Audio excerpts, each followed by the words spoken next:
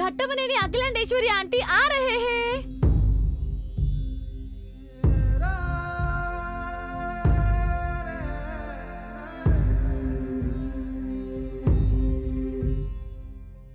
Aunty రోజు రోజుకి మీ age తగ్గిపోతుందేమో అనిపిస్తుంది. ఏంజెల్ అని మమ్మల్ని అనడం కాదంటీ, మిమ్మల్ని అనాలి.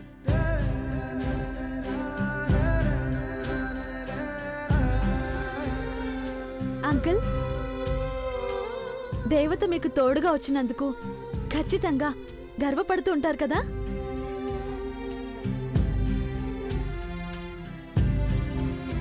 తను నాకు తోడైతే అఖిలకి నేను నేడను. ఆంటీ, మా దిష్టే మీకు తగిలేలా ఉంది.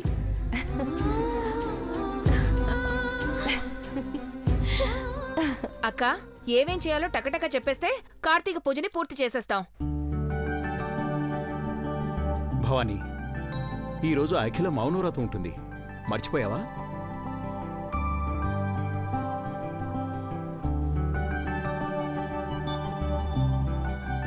అయ్యో అవును కదా, నేను మర్చిపోయాను.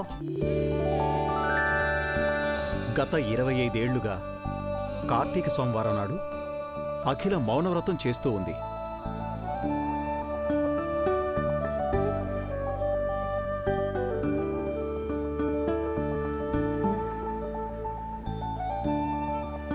నా మతిమరుపు మండా, మర్చిపోయాను బావగారు. అంకుల్, మాకో మాట ముందు చెప్పుంటే మేము ఉపవాసం ఉండి మౌనవ్రతం చేసుండే వాళ్ళంగా. పార్వతి చేసిన పిండి వంటలు ఫుల్ గా తిని ఇక్కడ కూర్చున్నాం. ఇంక నీకు వేరే పనే ఉంది?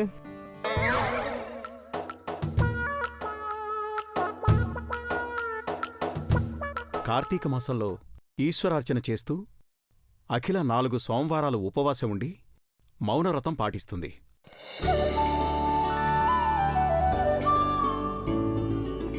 మళ్లీ రేపు సూర్యోదయం అయ్యేంత వరకు ఎవరితో మాట్లాడదు, పచ్చి మంచినీళ్లు కూడా ముట్టదు, వ్రతభంగం కానివ్వదు.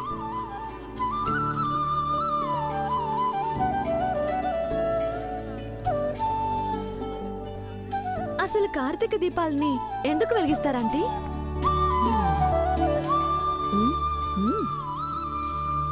సరే అఖిల, ఇంటికి దీపం ఇల్లాలు, తోడు నీడగా ఉన్న భర్త 100 ఏళ్లు బ్రతకాలని ఆ లయకారుడైన శివుణ్ణి భక్తి ప్రపత్తులతో పూజించి ఒత్తులు వెలిగించి వేడుకోవాలి.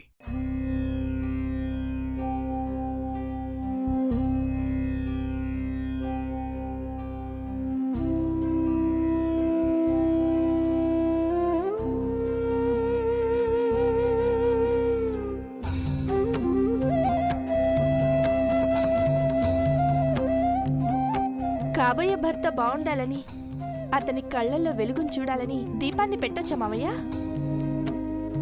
వైనాట్ చందు, మనసులో ఉన్న మనిషి కోసం ఆరాధిస్తూ అభిమానిస్తున్న వ్యక్తి సుఖ సంతోషాలతో ఉండాలని కార్తీక దీపాన్ని వెలిగించి నీళ్లలో వదిలేయాలి.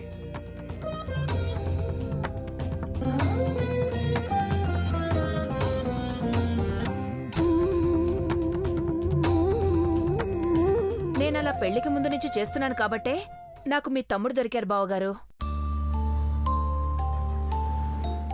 అఖిలక్కకి తోడికోడలనయ్యాను. అఫ్కోర్స్ పిన్ని, లేట్గా అయినా కరెక్ట్గా చెప్పారు. పెదబాబు, నువ్వు కూడా నన్ను ఆట పట్టిస్తున్నావా? రే మహి, అక్కడి నుంచి తీసుకురా. కొబ్బరికాయ ఇప్పుడే తెస్తాను.